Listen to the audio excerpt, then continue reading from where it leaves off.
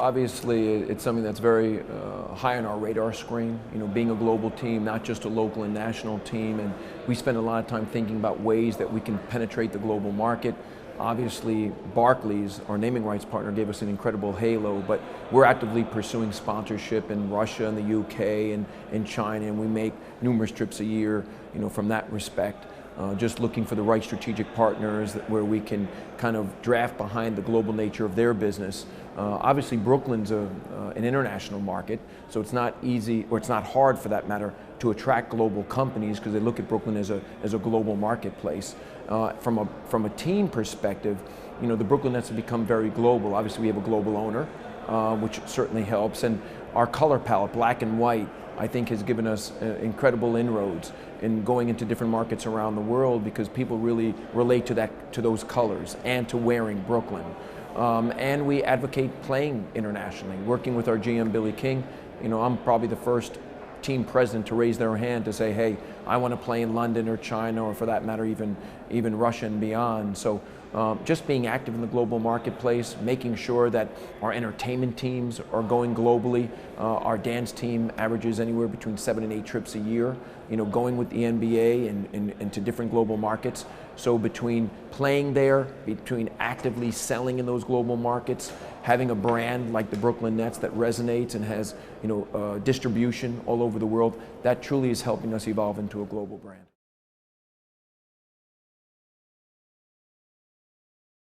Absolutely. I mean, certainly there's a strategy behind what we're trying to accomplish. We're just not out there just doing it for the sake of doing it. We want to be global, but at the same time, we want to be national and local. And we have a strategy against all three.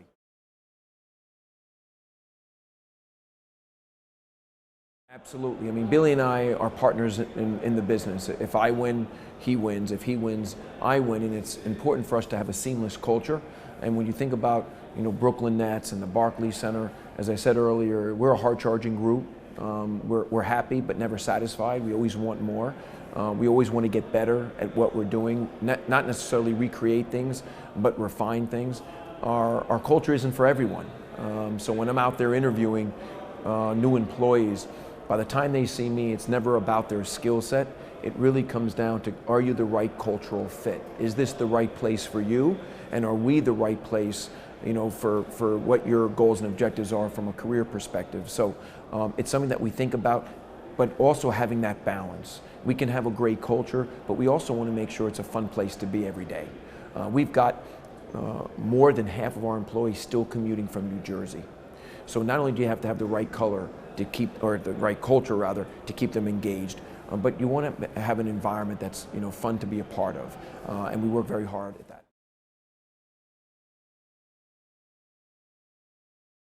Oh, absolutely. I mean, we're a gritty bunch. We speak to the borough. When you think of Brooklyn and the borough, it's diverse, it's gritty, it's tough, it's diverse. And I think when you look at the Brooklyn Nets, we resemble that not only on the court but off the court. When you think about our team, we have 4 foreign players, so we are very diverse, and we speak to the global nature of our business. When you look at our style of play, it resembles the grittiness and toughness of Brooklyn. Billy spoke about today, having our players gravitate towards the DNA of being tough-minded while they're out there on the court, and I think that speaks in a very authentic way to the people in Brooklyn who are very tough-minded and gritty and hardworking. So, when we think about Brooklyn, we've taken a lot of what the Brooklyn brand is and aligned that to what we're trying to aspire to be, both on the team and, for that matter, the arena.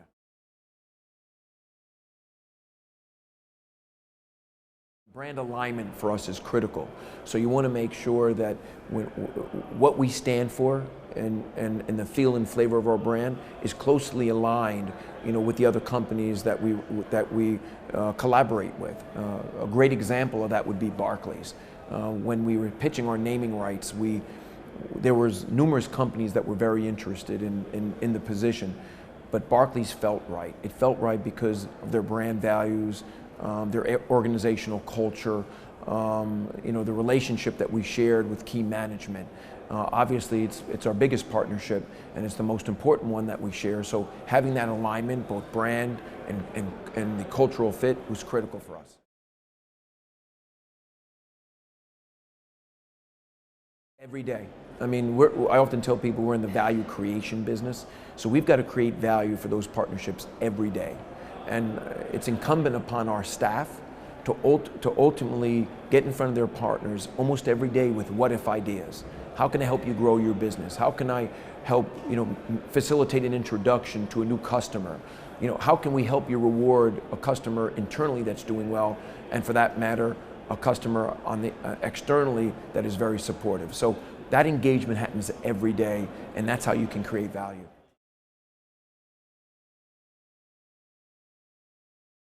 On us. We're in the renewal business, so we've got to renew that business, from day one. So it's incumbent upon us to work hard for that relationship. We've got to earn our stripes every day. I often tell our people that whether it's a Barclays sponsorship, which is obviously our biggest and broadest, or it's a smaller partnership, they're just as meaningful, and we have to work just as hard on both.